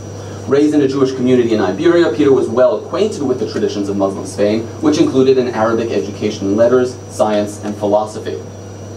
In addition to his familial grounding in Jewish traditions, Peter's literary gift as a moralizing storyteller is clearly on display in his influential and much commented upon Dialogues Against the Jews, about 1110. Some 79 medieval manuscripts of this work survive, making it, as John Toland has shown us, a veritable bestseller by medieval standards. Like many of the other works of the anti-Jewish genre, the Dialogus offers a series of conversations, 12 in total, hence the plural in the title, Dialogi, between a Christian and a Jew. But here the Jew is the author's former self, Moses, conversing with his converted identity, Peter, clearly labeled on the rubrics. The work is in this sense psychologically reflective, as it seeks to bring the beliefs and identity of his past into confrontation with his present. But whereas Anselm's Cur Deus Homo and Guibert of Nogent's contemporary Tractatus on the Incarnation against the Jews, both contemporary, aimed their arguments primarily at Christians, and whereas the Jews depicted in the disputations of Gilbert Crispin and Otto of Tournai did not accept Christianity, Peter's Dialogi retraces the process whereby rational argumentation did in fact affect conversion, and in this case the conversion of the author himself. A narratological strategy that, as Ryan's speech has argued, tells us a good deal more about Christianity than about Judaism. I'd like to build on that point. In the prologue that precedes the dialogue proper, Alfonsi states that he has arranged the entire book as a dialogue so that the reader's mind may more quickly achieve an understanding. End quote. He further clarifies that he has divided the book into 12 headings, tituli, so that the reader may find more easily what he desires. The phrasing in the prologue bears a striking resemblance to both Anselm, who stated in his Cur Deus Homo that the form of the dialogue was chosen to benefit people of slower minds, and to Gilbert Crispin, who made a very similar claim. The prefatory comment and the division of the Dialogi into 12 convenient headings suggest that the work was designed and intended for use as a handbook in disputative argumentation, and not just a personal reflection or justification of the author's choices in life. And this may be part of its manuscript success. Beyond the obvious goals shared by the early 12th century dialogues in subordinating an outdated Judaism to the enduring validity of Christianity, what is especially worth noting are the similar statements that explain the didactic function of the literary form and the subsequent cultivation of a dramatic scenario in which the reader can more easily visualize the characters in dispute. Not only were Anselm, Gilbert, and Alfonsi skilled polemicists who concerned themselves with attacking Judaism on theological grounds, but they each exploited the drama of dispute in a literary dialogue that was implicitly or explicitly didactic. In his epistle to the Peripatetics, Alfonsi identifies dialectic as the first among the arts, precisely because of its value to other fields and because of its ability to help separate true from false. Alfonsi's Dialogi, it seems to me, embodies this principle of pedagogy. The remarkable proliferation of the anti-Jewish dialogue during the early 12th century and the rise of scholasticism is no minor coincidence. Rekindled by the pedagogical and theological influence of monastic teaching, the dialogue provided an appealing and versatile tool with which to take up the time-honored themes of the Jewish-Christian debate. A comparable description of disputation is given, but with a different purpose, by my good friend Hermann Judah of Cologne, the Rhineland Jew who converted to Christianity and joined the newly founded Premonstratensian order in about 1150. His short work on his conversion is a rare and still controversial specimen of medieval autobiography. In the second chapter of the Opusculum, when still a Jew, Hermann states that it was the intense conversations that he heard among many clerics that compelled him to inquire into the sacraments of the church. Listening in on these conversations is what leads Hermann to challenge the leading cleric of the day, Rupert of Deutz, to a public disputation. Although Hermann does not convert until later in the narrative, disputation is a powerful theme in the narrative as it progresses towards Christianity, and it is one to which he returns at the end of his autobiography, this time as a Christian disputing his former co-religionist. Incidentally, Rupert of Deutz, also the author of an anti-Jewish dialogue. I believe that the rise of scholastic disputation as a core method of inquiry and a performative demonstration of truth is the most relevant development for bridging the gap between the literary dialogues of the 12th century and the public debates of the 13th century. Already widely practiced in the schools of the 12th century, disputatio becomes institutionalized when the university takes shape in the early 13th century. Several different forms of university disputations can be distinguished. There were, first and foremost, the disputatio ordinaria, held at regular intervals, usually in the morning, for the benefit of bachelors and students. It was presided over by a master who announced beforehand the question that would be asked. A bachelor, the opponents, supplied the arguments against the thesis, while another bachelor, the respondents, attempted to answer the objections that were raised and to demonstrate their weaknesses. Typically, a master gave a summing up or a determinatio at the end, but not in all cases, and sometimes not at the time of disputation, but at a later period. The recovery and translation of Aristotle's New Logic, incidentally in the 12th century, I argue in my book, was a major catalyst for this development. In short time, a second kind of disputation, the disputatio de quo libet, gained currency in the medieval university.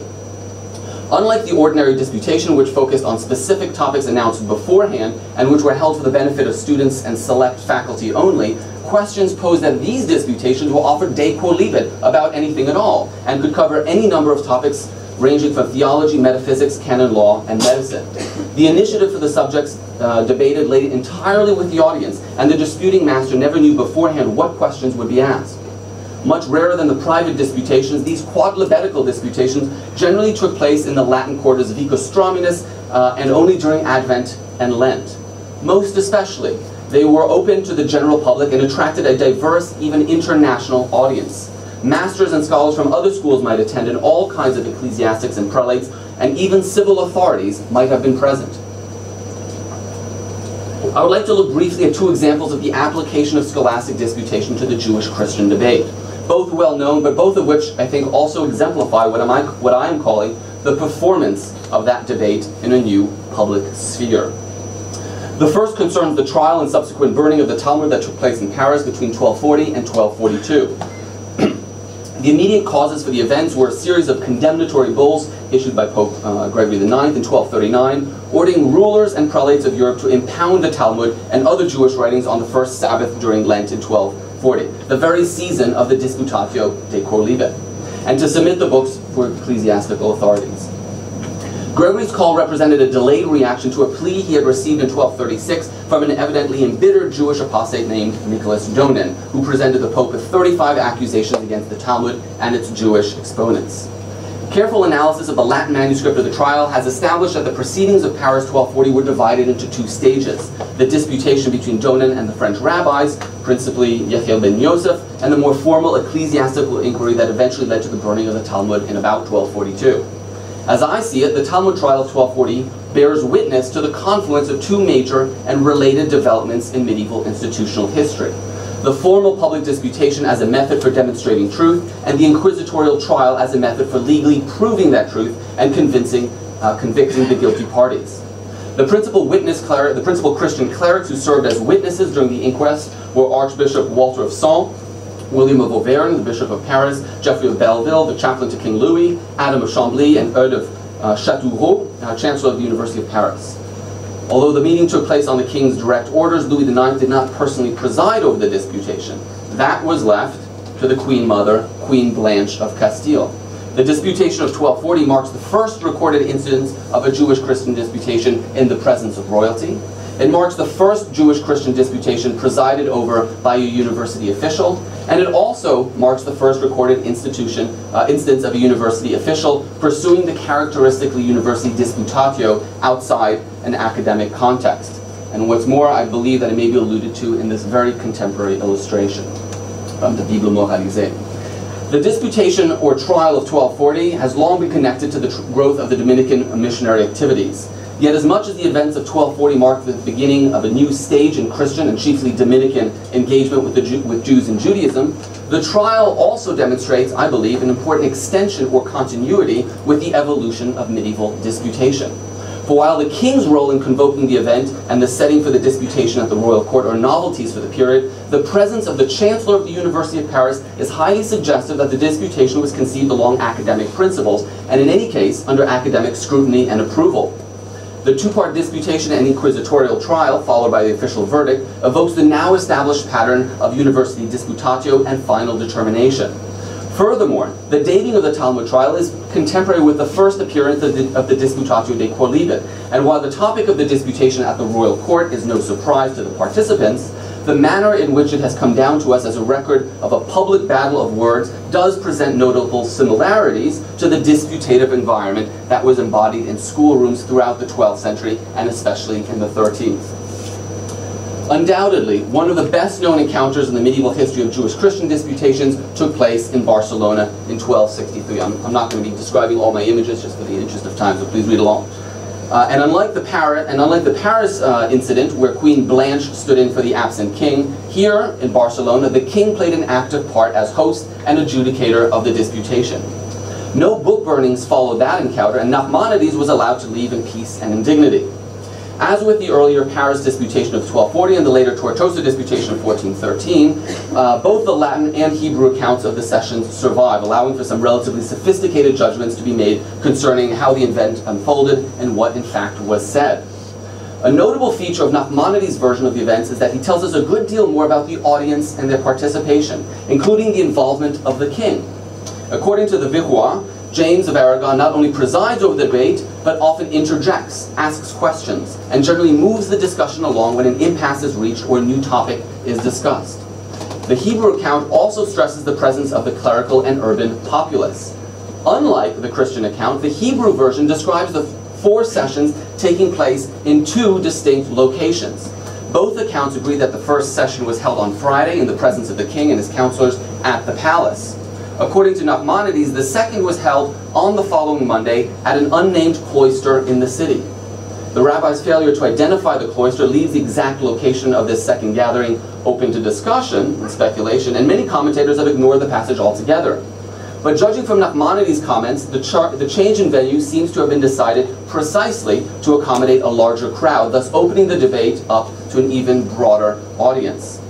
I believe there are good reasons to place the location of this second disputation in the Dominican convent, at the Dominican convent of Santa Catarina, the present Mercat de Santa Catarina, and the Dominican friars, ecclesiastical officials, and local councilmen were the intended public, not Jews. The spread of the Dominican order in Catalonia was early and rapid. Miguel de Fabra was a member of St. Dominic's original group and was the first Dominican to hold a chair at the University of Paris. Fabra later founded houses in Catalonia and Aragon and became confessor of James I of Aragon, accompanying the king on his conquest to Valencia and Majorca, Majorca being the site of another famous disputation famously edited by Ora Mimor. Fabra also organized the order's schools in Barcelona, no doubt bringing with him the scholastic methods of lectio and disputatio that were cultivated in the Paris curriculum. Official authorization for the convent of Santa Catarina came about when Pope Innocent IV in April 1248 signed a bull for the construction of a church and other buildings. Archaeological excavations undertaken in the 1990s before the creation of the current market has confirmed the existence of the largest cloister in 13th century Barcelona, centrally located near the cathedral, the marketplace, but just outside the city gate. Not only was the Dominican convent of Santa Catarina geographically and institutionally well placed for the staging of a public disputation, but it was the very convent where Raymond Peñaforte, the Master General of the Dominican Order and Paul Christianity's personal mentor, spent some 35 years organizing his polemical and missionizing campaigns against Jews and Muslims. Moreover, at the second disputation in Paris in 1269, where Paul Christianity may be one and the same with the said Paul the convert from Spain who disputed against Jews, the surviving Hebrew account specifies that at one point a vast gathering took place in the house of the Jacobins, that is to say, the Dominican convent in the Rue Saint-Jacques. I owe this reference to Professor Haynes. L'chaim. Now, no documents from the Dominican order have turned up to confirm the presence of a portion of the Barcelona disputation at the convent of St. Catherine's. A fire in 1835 destroyed the convent and most of its documents. But all the circumstantial evidence points in that direction. The size and prestige of the cloister, the central location in town, the royal patronage of James I, and the Dominican involvement in the art of disputation, both in Barcelona and in general. Moreover, a copy of Petrus Alfonsi's dialogues is known to have been present at the convent in the 13th century, which, as I said, I think serves as a model. In addition, the newly formed Conseil de Saint, or the municipal government, is known to have met in Santa Catarina in the late 13th century, until it was granted more official space elsewhere, although exactly when they began meeting in the convent is unclear. The Dominican convent, it would seem, was as public a space for official gatherings as any other at the time of the disputation in 1263, and there's no reason not to assume that members of the incipient municipal government could have been in attendance at the debate. Indeed, these may be the unnamed royal judges mentioned in the two accounts. A striking feature of the Barcelona disputation, therefore, is not just the royal grandeur of the gathering, but how deliberately public and performative it was. Since no official decree was issued and no books were burnt, and there was no mass conversion of Jews, an obvious question has to be, what did King James and the Dominicans hope the disputation would achieve? And the various theories that have been offered to explain this, including the idea that it was for conversion or that this was political jockeying on the part of the king. But if the Barcelona disputation is instead viewed as an organic outgrowth of earlier developments in pedagogy, polemic, and performance, a different sort of conclusion might be advanced. The distinctly public and open setting for the debate and the range of auditors on hand to observe the week-long encounter instead suggests that this disputation was organized and geared toward a predominantly Christian public as an educative performance of theological truth. Moreover, if we entertain the convent of Santa Catarina as a likely location for the so-called second session, a more plausible solution emerges to the vexed question of exactly how the disputation fits into the broader missionizing program of the Dominicans. It was conducted in the presence of the Dominican brethren, not for the immediate purpose of conversion, but to provide a prearranged display of the art of disputation that brothers could learn from and absorb before going out in the field to preach. In this sense, it has much in common with the rise of liturgical drama mentioned earlier, it has as much in common with liturgical drama as with the earlier literary disputations. The public nature of the encounter is thus implicit in both the Latin and Hebrew accounts by virtue of the fact that the disputation was conducted, and indeed performed, before a broad audience of friars, royal and religious officials, and civil magistrates who all served the public interest. The possible hope for resulting conversion remains, of course, but it's not the principal aim of the event. Let us return to the world of institutionalized learning by way of conclusion. Thomas Aquinas, writing shortly after the Barcelona disputation, insisted that both Job and the Apostle Paul employed the disputative method, the modus disputativus, by which he meant that the dialectical give and take of an argument provides a more persuasive hermeneutical tool than mere contemplation or commentary. Throughout the Summa Theologiae, Aquinas consistently upheld the value of properly controlled disputation, suggesting, as others beforehand did, that Scripture itself had sanctioned its value and that contemporary circumstances require it. How natural, then, that disputation should play a special role in his treatment of Jews. In the Summa, he outlines arguments for and against public disputations with Jews as part of his broader broader discussion of disbelief in general. On the one hand, all matters of faith have been settled through church councils, so it would be a grave sin to presume to engage in public debates on matters of faith. Both Paul and the law of the church councils warned against opening up to public debate matters that were judged to be settled. Since a disputation is conducted through argument and an argument is intended to settle a matter of doubt through reasoning, consequently one should not debate with unbelievers in public. On the other hand, citing Acts 9:22, shown earlier, Aquinas reasons that Paul gained much more in strength by confounding the Jews and disputing with Gentiles and Greeks. As an academic principle, Aquinas believed that it was both praiseworthy to debate for theological practice or to refute error. He therefore affirms the virtue of public disputation for those who are learned and wise, but draws a distinction among the simple-minded folk. Among those who are harassed by infidels, whether Jews, heretics, or heathens, Aquinas resolutely states that public debate about faith is necessary, provided it be conducted by those who are equal and fitted to the task. For those who are not under such duress, however, there is no advantage in hearing the criticisms of disbelievers. To debate in public is dangerous, and it is best avoided. And I have to emphasize that the Summa dates from just shortly after the Barcelona disputation. I think it's very easy to sort of cite the Summa as a representative of the medieval attitude of the church, but in fact it belongs to a very particular moment and time. Several related conclusions emerge from this question of Jewish-Christian disputations and their relation to conversion. Scholasticism neither introduced dialectic into the Jewish-Christian debate, nor created any permanent rupture with pre-existing discourse. It did, however, infuse new currents of thought concerning the virtues and boundaries of interreligious debates by assimilating and reproducing the scholastic methods of proof and demonstration. The scholastic culture of the schools and universities trained new participants, schoolmen, Dominican, poets, introduced new spaces, classrooms and universities, and appropriated old ones, courts, convents, urban squares, for staging these debates or imaginatively depicting them in poems, illuminated manuscripts, and liturgical drama. The convergence of scholastic reasoning and the 13th century public helped shift the Jewish-Christian debate from a subset of theological hermeneutics to a practice and a motif, embedding it in the wider culture more generally. A second theme is the pedagogical function of disputation, likewise traceable to the new scholastic environment fostered by the schools and universities. Just as scholastic disputation evolved for the educative purpose of accessing the deeper recesses of theology's hidden truths, so too does the anti-Jewish polemic evolve within a similar set of exegetical concerns. The Adversus Judaeus genre was, of course, polemical in origin. But what is equally striking is the level of internal Christian pedagogy exhibited by many of the literary and public disputations of the 12th and 13th centuries. A stated goal in the prologues to many of these anti-Jewish dialogues of the 12th century is to educate the reader by presenting the arguments in appealing format. The disputations of the 13th century staged these debates in public with the deliberate aim of demonstrating and dramatizing to both Jews and Christians the validity of Christian claims.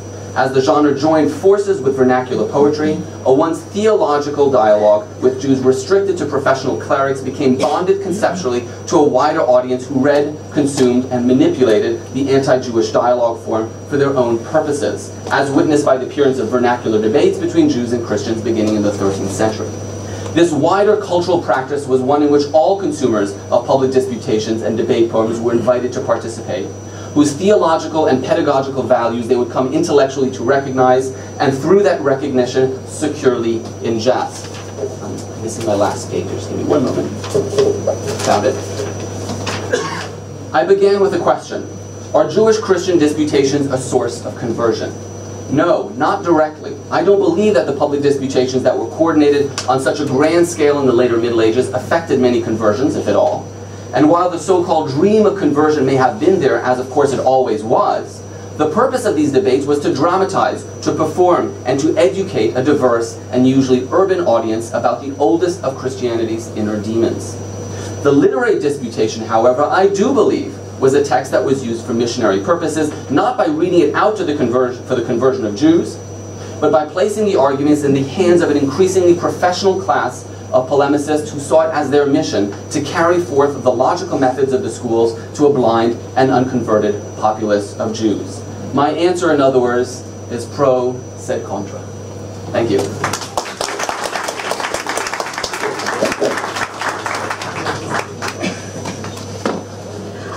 For those of you who were concerned about timings, I am following Chaim's order this morning. So just to let you know, we'll have a 30 minutes coffee break.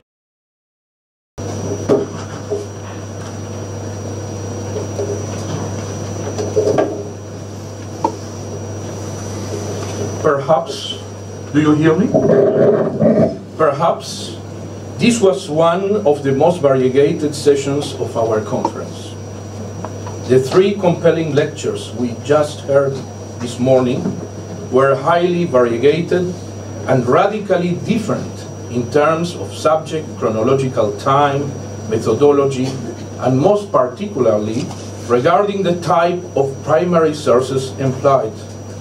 Kenneth Stow's analysis of the 18th century Roman diary of the Jewish forced catechumen woman Anna del Monte, Alex Novikoff's insights on the medieval Adversus Judaeus genre disputations as sources of conversion, as well as Julia Krivoruchko's survey on conversion narratives in early modern and modern Greek folklore, give us the impression that primary sources structured, framed much of the narratives of conversion as if historical sources of conversion were mostly byproducts of longue durée, non-heuristic concerns stemming from the inherent rhetorical and stylistical nature of each type of primary sources.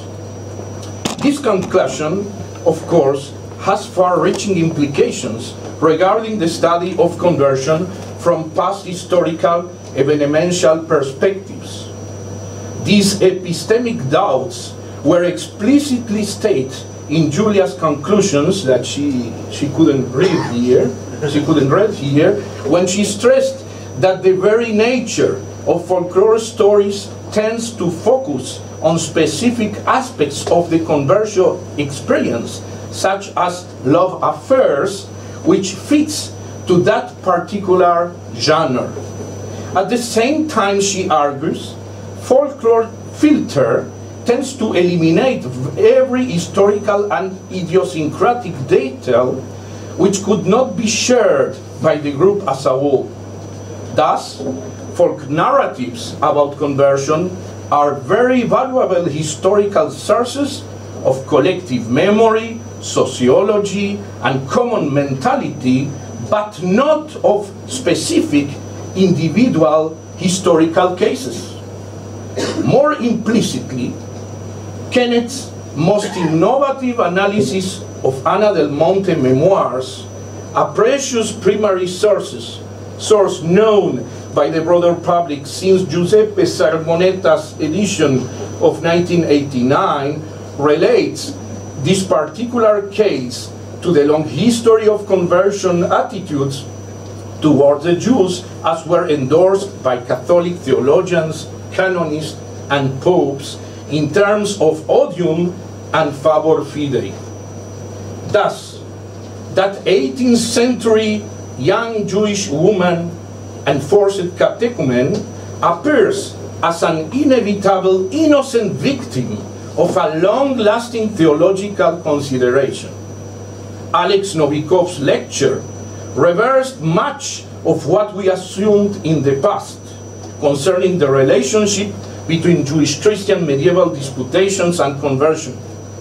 Following recent scholarship, such as the contribution of our friend Chaim Hames, Novikoff describes the disputations of Christians against the Jews as a specific polemical genre, mostly stemming from concerns of 12th century Christian intellectuals. At the same time, he stressed, disputation genre becomes to be more theatrical during the 13th century due to the evolution of the genre, what explained that the shift from textual anti-Jewish disputations to anti-rabbinical public disputations of Paris and Barcelona was taking place along with the consolidation of scholasticism, theatrical mystery plays, inquisitorial autos da fe, and the passage from monophony to polyphonic chants. Following my partial description of these stimulating three lectures, we could easily infer that conversion sources are never contemporaneous to actual phenomena of conversion. This is, I think, is both a very important antidote against descriptive and positivistic habitual approach to conversion, but it could be led to reductive and almost tautological interpretative impasses. I think that Kenneth Stow successfully avoided that postmodern tempting methodological trap by contextualizing Ana del Monte's case with contemporary papal politics, suggesting that Ana raps of her body and soul stemmed from Rome's will to respond to contemporary views on citizenship led by emerging European enlightened absolutist states, by endorsing more militant and strict absolutist policies of papal confessionalism, also regarding Jewish baptism. In this sense, forced attempt of conversion against Ana del Montes were intertwined circumstantial byproducts of her times, even if she wasn't aware of that. In spreading her diary after Anna's death, her brother Tranquillo del Monte probably intended to transform Anna's passive tragedy into an active, positive means of endorsing much more freedom of consciousness and political liberty for the Jews. Kenneth is right when he looks at the coming of Jewish civic emancipation to Italy after the Napoleonic invasion with suspicion, because much of the past theological favor and odium fidei become now transposed into secular civic terms of patriotism. Jews were now called to leave much of their past religious, cultural, and communal autonomies in order to be converted into good European Judeo-Christian citizens. At the same time, I don't share the inherently tragic assumptions of these new demands of civic conversion. To depict this Kantian and Hegelian secularized conversion after David Nierensberg's teleological interpretation as announcing Volkisch and racist exclusivism is to ignore the much more variegated ways of Jewish emancipation, such as those later were endorsed by the Italian Risorgimento. Alex's brilliant analysis of the polemical genre is also a tour de force. However, he didn't take enough into consideration the far-reaching implication of the later dispute of Tortosa during the 10th of the 15th century, in which, in fact, thousands of Spanish Jews were convinced to convert to Christianity. I believe that the dispute of Tortosa was the final outcome of Alex's own interpretation of Jewish-Christian disputations as an evolving dramatic genre, because with Tortosa, it was already attained the later Baroque leitmotif of theater as real life and real life as a theatrical stage. This also gives to the Jewish-Christian disputation genre a much more performative or illustrationary dimension, and we must to explore that. Of course, Julia's fascinating oral stories demands for myself as an ignoramus much more historical contextualization in order to understand why love conversion took such a place in early modern and modern Greece, living under Ottoman rule and the military phenomenon of converted Janissaries, among others. Not being a connoisseur of that particular region, I can only remind you that also in medieval and early modern Iberian and even Italian peninsulas abound the romances and other folkloric tales of love and conversion that most of you know through Marlowe's Abigail and Shakespeare's Jessica. These analogies invite future scholars to compare what appeared to be a quintessential Mediterranean byproduct of cultural encounters, religious conflicts, and cross-border identities. Thank you.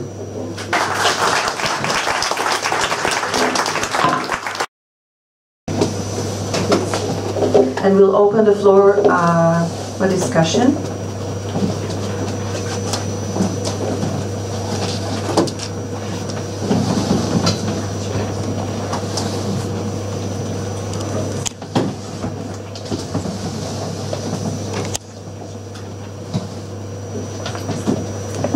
I think we'll grab some questions and then we'll let you respond. Please. Thank you very much. Alex, it's a very, very important argument. The because I have very much appreciated, Alex, the way you put all this in context, and you covered a lot of ground, which makes me want to read your book, which I will do as soon as I can. But to get back to this question of Barcelona in 1263, I think your brief conclusion was right on the mark. You say, is this about conversion? You say pro sed contra. I think we don't have to choose, and I think a number of us who live in Europe are depressed this week because we're thinking about the European elections, which brings the analogy to my mind. All of these anti-immigrant parties in Europe are using their anti-immigrant stance in part to construct their own identities and their own constituencies, but it's not for. That doesn't mean they wouldn't if they had the power to make anti-immigrant action. So clearly, you've shown, and others have shown in looking at the way the Dominicans construct a rhetoric and a strategy of anti-Jewish, anti-Muslim discourse, and putting into, as you say, theatralizing this. In part, it has a lot to do with the place of Dominicans and establishing the place of Dominicans, but that doesn't mean that there isn't a desire to convert. And I would urge you to think, I think Claude's point is very good, that if one takes this further and goes to Tortosa, one sees a quite different development along the same trajectory, but something quite different is happening in Tortosa. Let us pick 2 more questions, please. Just to keep following the same line, I want to push at this question that you asked and the way you answer it, which I like a lot. I think it's very provocative and suggestive. I'm talking to Alex about are these disputations a source for conversion? Yes, no.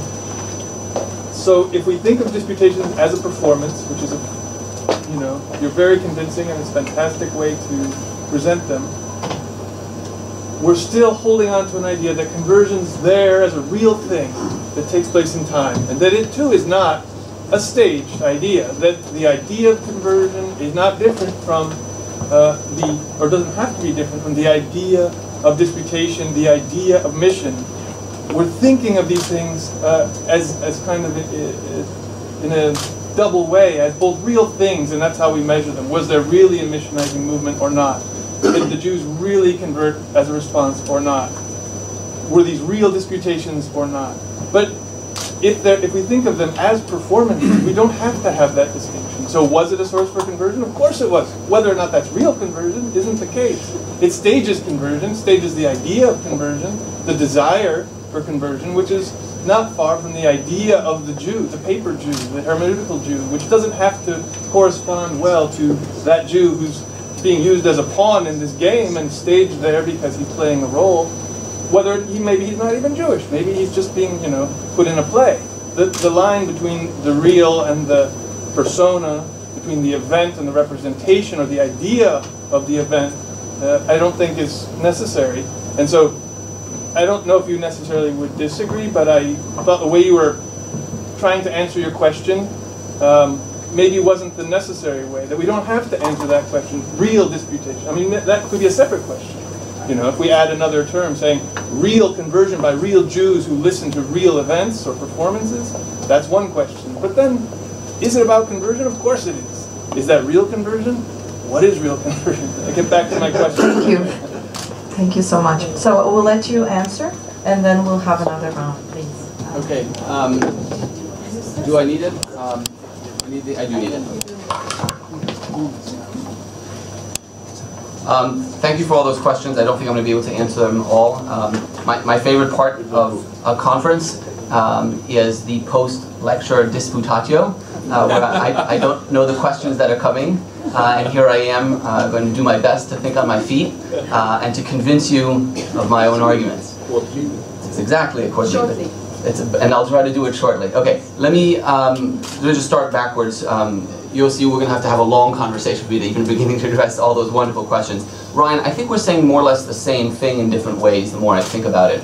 And I'm not, and this partly answers, I think, Yossi's question, I'm not trying to divorce the conversion from the performance entirely, nor am I trying to divorce the missionary purposes from disputation entirely. I'm trying to sort of draw attention to a context in which something goes from page to stage between the 12th and the 13th century, and I would very much accept that conversion remains a motive all the time. I simply have a hard time believing that a disputation is going to be a convincing form for any Jew in the 12th or the 13th century. Witnesses and argumentation, you'd have to be a pretty spineless believer in your religion, it seems to me, to sort of find that argument convincing. The question then becomes, why are these being done and what are the circumstances? And so I would just caution a little bit about trying to sort of get too reductionist and sort of simply talk about, you know, a text in the abstract or conversion as a purely hermeneutical or abstract ideal. I think we can say a lot about the circumstances in which these debates are taking place, and I think we can say a lot about the place, the time, the location. I still believe that conversion is a motive. I simply don't think that the disputation itself is going to affect a conversion. It may well lead to other conversionary impulses or stricter laws, and I think that's what's different, by the way, about Tortosa, where the disputation lasts for an entire year and where the Pope comes in. So we have the sort of a gradual accumulation of edicts, a gradual accumulation and a gathering tide of desires, motivations, institutions, public, urban squares. All of these can, I think, be shown to be sort of growing over time. And so I think we can be reasonably specific about the context in which these disputations take place. I'm simply saying that I don't think that conversion is the immediate successor to these stage debates. But I'm not trying to divorce, Yossi, the scholastic. I'm not trying to take the scholastic context and make that be the be-all, end-all of these disputations. I'm simply trying to add that as an important element in what is going on. So I think this can be explored in a number of different ways, but I just want to be clear that I'm not trying to divorce Jewish-Christian disputations from the missionary purpose entirely. I'm trying to look at another venue and look at another source for its embodiment, if I can call it that, too. Julia? I'll let the panelists respond to Claude, and then... I want to respond just slightly to Claude, but I want to say something to Alex. So I will be a panelist and I'll be a questioner, or a respondent, actually.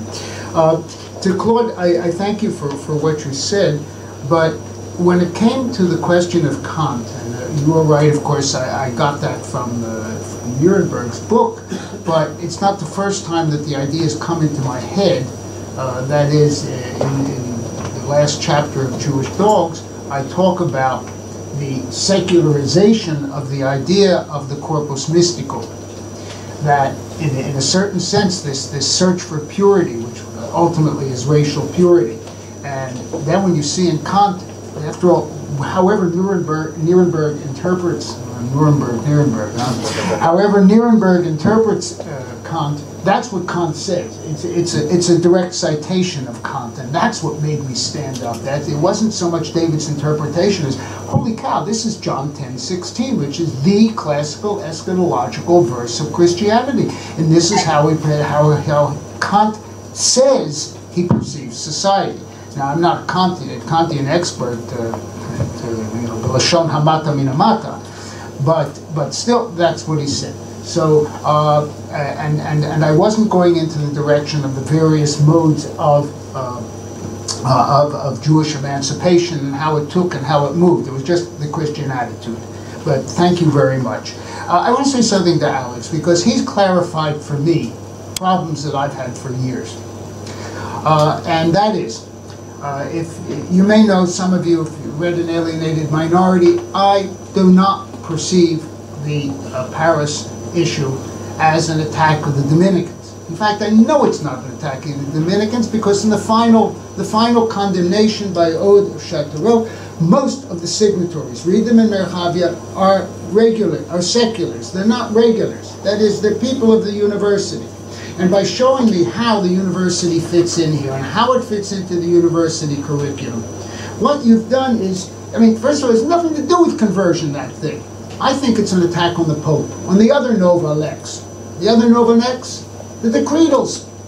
They couldn't be more Nova Lex. Paris, read Coral Morrison, it's the seat of biblical authority. And what's the Pope doing coming up with his own material. So here it is, and now it's put into the setting as I see it. And it also allows them to move to Barcelona. Well, what are they doing? This is the real Dominican. This is where the mendicants really get involved. The Dominicans, not so much Franciscans, but the Dominicans. They're training a cadre of preachers. And here is Aquinas' warning, which everybody knows. You only preach. Bernard of Clairvaux, let's go back. When he attacks Rudolph the monk, you know, and everybody's eyes is Rudolph because he spoke badly of the Jews. That's the third reason. The first two, he did it without permission, and second, he doesn't know what he's doing. Those are the things that count. So they're remedying it. We have a great big school on preparing missionaries. You know, in the same way the Mormons do. They prepare the missionaries before they send them out. And then you have this slow conversion in Spain of a lot of people, and it ultimately winds up when you get to Tortosa, and this to go ahead and respond. At Tortosa, there are two things. First, the slow conversion of all these things over 150 years, and a little thing called 1391. As Gershon Cohen used to say, at this point the Jews just raised their hands and they gave up, and then the laws of Valladolid, which are not in the place where Tortosa is a different kingdom, but it's there. So that's the perspective. Okay, I talked too much. We have time for 2 more questions, and it's Craig and Ora. I'm sorry, I apologize for the rest of it, and then Julia will respond. And go ahead, Craig. This is a question for Julia. I wanted to ask you, in your analysis of the tales of the Jewish woman, how important is the Jewishness of the female patron? And or to what extent is she just functioning as an other that is exotic and is therefore, to what extent is it about the mastery of the male over another, as opposed to the fantasy of the conversion of the Jewess? So I sort of see in Judeo-Arabic folktales from the 11th century a similar trope with fantasies about prostitutes and slave women who convert to Judaism and become pious. That it is like this fantasy of a Jewish man who visits her, that she's so inspired by his piety that she runs off to the land of Israel and like studies and becomes herself a pious Jew. And so, do you think that the Jewishness of the female Jew in these folktales is essential, or could we substitute a Muslim woman in a similar way, or perhaps other kinds of things? Okay.